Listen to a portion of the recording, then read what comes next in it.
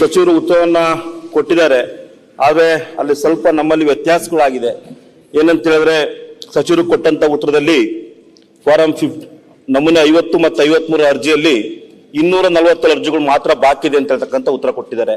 ಆದರೆ ನಮ್ಮಲ್ಲಿ ಇಲ್ಲಿವರೆಗೂ ಕೂಡ ಫಾರಂ 53 50ಯಲ್ಲಿ ಸುಮಾರು 4341 ಅರ್ಜಿಗಳು ಬಾಕಿ ಇದೆ. 53ಯಲ್ಲಿ 4207 ಅರ್ಜಿಗಳು ಬಾಕಿ ಇದೆ. ಒಟ್ಟಾರೆಯಾಗಿ 8548 ಅರ್ಜಿಗಳು ಬಾಕಿ ಇದೆ.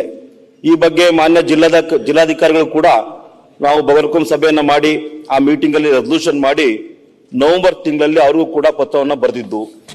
ಆದರೆ ಸರ್ಕಾರ, ನಮ್ಮ ಸಚಿವರು ಹಿಂದೆ ಏನೊಂದು ಆನ್ಲೈನ್ ತಂತ್ರಾಂಶ ಬಂತು, ಅದರಲ್ಲಿ ಈ ಒಂದು 53 ಎಂಟ್ರಿ ಮಾಡ್ಲಿಕ್ಕೆ ಅವಕಾಶ ಮಾಡಿಕೊಟ್ಟಿದ್ರು. ಆದರೆ ಹಿಂದೆ ನಮ್ಮಲ್ಲಿದ್ದಂಥ ತಹಸೀಲ್ದಾರ್ ಸ್ವಲ್ಪ ವ್ಯತ್ಯಾಸ ಆಯಿತು ಕೊಡೂರಿನಲ್ಲಿ, ಅವರು ಅದನ್ನು ಎಂಟ್ರಿ ಮಾಡಲಿಲ್ಲ.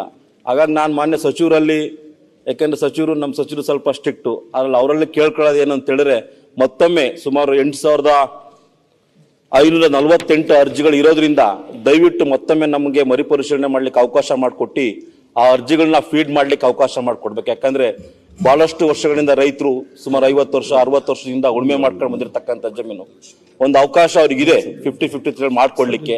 ಹಾಗಾಗಿ ಅದನ್ನ ಫೀಡ್ ಮಾಡ್ಲಿಕ್ಕೆ ಮಾನ್ಯ ಸಚಿವರು ಅವಕಾಶ ಅಂತ ದಯವಿಟ್ಟು ಈ ಸಭೆಯಲ್ಲಿ ಒತ್ತಾಯ ಮಾಡ್ತೇನೆ. ಮಾನ್ಯ ಅಧ್ಯಕ್ಷರೇ, ಈ ಅರ್ಜಿಗಳು ಹಿಂದೆ ಕೂತ್ಕೊಳ್ಳಿ ಪಕ್ಕದಲ್ಲಿ, ಈ ಅರ್ಜಿಗಳು ಹಿಂದೆ ವಿಲೆ ಆಗಿಲ್ಲ ಅಂತ ಹೇಳಿದ್ರೆ, ವಿಲೆ ಆಗದೆ ಬಾಕಿ ಇದ್ರೆ ಅವಕ್ಕೆ ನಾವು ಅವಕಾಶ ಕೊಡ್ತೇವೆ, ಸ್ಪಷ್ಟವಾಗಿ ಹೇಳ್ತಾ ಇದ್ದೇನೆ. ಈಗ ವಿಲೆ ಆಗದೆ ಬಾಕಿ ಇರೋದು ನನಗೆ ಬಂದಿರುವ ಮಾಹಿತಿ ಪ್ರಕಾರ 247 ಅರ್ಜಿ ಮಾತ್ರ.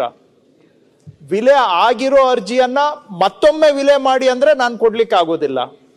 ಹಾಗಾದ್ರೆ ಅವರಿಗೆ ತೊಂದರೆ ಆಗಿದ್ರೆ ಏನು ಅಂತ ನೀವು ಕೇಳಬಹುದು. ತೊಂದರೆ ಆಗಿದ್ರೆ ಅವರು ಅಪೀಲ್ ಹಾಕೊಳ್ಳಿಕ್ಕೆ ಅವಕಾಶ ಇದೆ. ಕಲಂ 108 ಸೆಕ್ಷನ್ 108 ಅಡಿಯಲ್ಲಿ ನಂದು ಅರ್ಜಿ ವಿಲೆ ಆಗಿದೆ, ತಪ್ಪು ವಿಲೆ ಮಾಡಿದ್ದಾರೆ ಅಂತ ಹೇಳಿದ್ರೆ ಅವರು ಅರ್ಜಿ ಹಾಕೊಳ್ಬಹುದು. ಅದನ್ನ ನಾವು ಮರುಪರಿಶೀಲನೆ ಮಾಡಲಿಕ್ಕೆ ಹಕ್ಕು ಅವರಿಗೆ, ತಿರಸ್ಕೃತ ಅರ್ಜಿದಾರರಿಗೆ ಹಕ್ಕಿದೆ. ಆದರೆ ನನಗಿರೋ ಮಾಹಿತಿ ಪ್ರಕಾರ ಇವು ಎಲ್ಲವೂ ಇಂದಿನ ಸಮಿತಿಯಲ್ಲಿ ಅಥವಾ ತಹಶೀಲ್ದಾರ್ ಹಂತದಲ್ಲಿ ವಿಲೆ ಆಗ್ಬಿಟ್ಟಿದ್ದಾವೆ. ವಿಲೆ ಆಗಿರೋದನ್ನ ಮತ್ತೆ ಫ್ರೆಶ್ ಆಗಿ ಅಪ್ಲಿಕೇಶನ್ ಕನ್ಸಿಡರ್ ಮಾಡಲಿಕ್ಕೆ ಬರುವುದಿಲ್ಲ. ಇದು ಇರುವ ಮಾಹಿತಿ.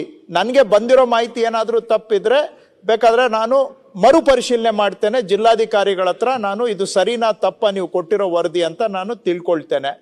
ಅವರೇನಾದರೂ ನನಗೆ ತಪ್ಪು ವರದಿ ಕೊಟ್ಟಿದ್ದು ನಿಜವಾಗಿ ಹಿಂದಿನ ಸಮಿತಿಯಲ್ಲಿ ವಿಲೆ ಆಗಿಲ್ಲ ಅನ್ನುವುದಾದ್ರೆ ಮತ್ತೆ ಪುನರುಚ್ಚಾರ ಮಾಡ್ತೇನೆ. ಯಾಕಂದ್ರೆ ಸ್ಪಷ್ಟತೆ ಇರಬೇಕು.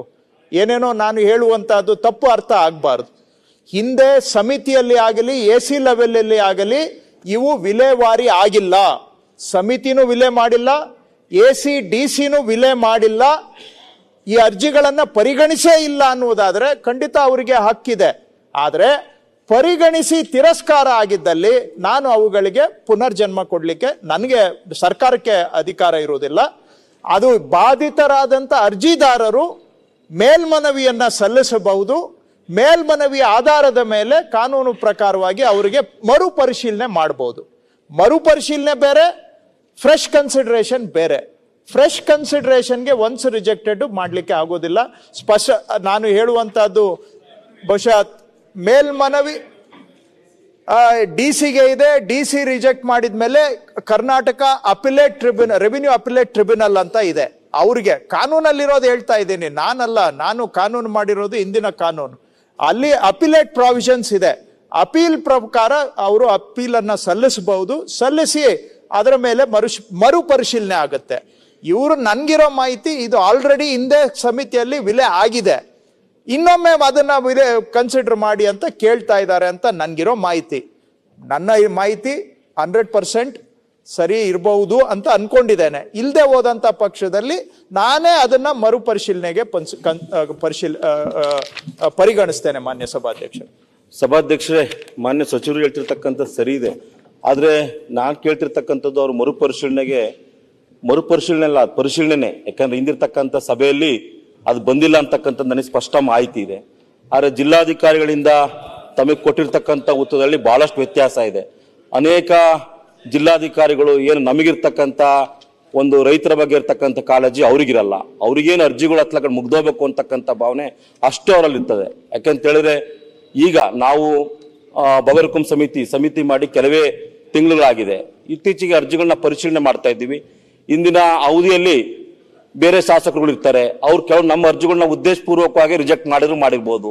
ಈ ರೀತಿ ಆಗಿರುತ್ತೆ. ಹಾಗಾಗಿ ಒಂದು ಅವಕಾಶವನ್ನು ಮಾಡಿಕೊಡಿ. ಹೊಸ ಈಗ ತಂತ್ರಾಂಶವನ್ನು ನೀವು ಮಾಡಿದ್ದೀರಾ, ಅದರಲ್ಲಿ ಸಾಧ್ಯವಾದ್ರೆ ಕಾನೂನು ವ್ಯಾಪ್ತಿಯಲ್ಲಿ ಮಾಡ್ಕೊಡ್ಲಿಕ್ಕೆ ನಮ್ಗೆ ಅವಕಾಶ ಇದ್ರೆ ಮಾಡ್ಕೊಡ್ತೀವಿ, ಇಲ್ಲ ಅಂದ್ರೆ ಸಹಜವಾಗಿ ಅದು ರಿಜೆಕ್ಟ್ ಆಗುತ್ತೆ. ಹಾಗಾಗಿ ಅದನ್ನ ಮತ್ತೆ ನಮಗೆ ಯಾಕಂತ ಹೇಳಿದ್ರೆ ನಿಮಗೆ ಕೊಟ್ಟಿರ್ತಕ್ಕಂಥ ಉತ್ತರ ಭವಿಷ್ಯ ತಪ್ಪಿದೆ. ನಾನು ತಹಸೀಲ್ದಾರ್ ಹತ್ರ ಮಾತಾಡಿದ್ದೀನಿ, ಅದರ ಸ್ಪಷ್ಟ ಮಾಹಿತಿ ಇದೆ, ಅವು ಸಮಿತಿಗೆ ಬಂದಿಲ್ಲ. ಹಾಗಾಗಿ ಇದನ್ನ ಅವಕಾಶ ಮಾಡಿಕೊಡ್ಬೇಕು. ಜೊತೆಯಲ್ಲಿ ಮಾನ್ಯ ಸಚಿವರನ್ನು ಒತ್ತಾಯ ಮಾಡ್ಕೊಳ್ಳೋದು ಇಷ್ಟೇ, ಅಧಿಕಾರಿಗಳಿಗೂ ಶಾಸಕರುಗಳಿಗೂ ವ್ಯತ್ಯಾಸ ಇರುತ್ತೆ. ನಮಗಿರ್ತಕ್ಕಂಥ ಜನಪರ ಕಾಳಜಿ ಅಧಿಕಾರಿಗಳಿಗೆ ಸಹಜವಾಗಿರಲ್ಲ.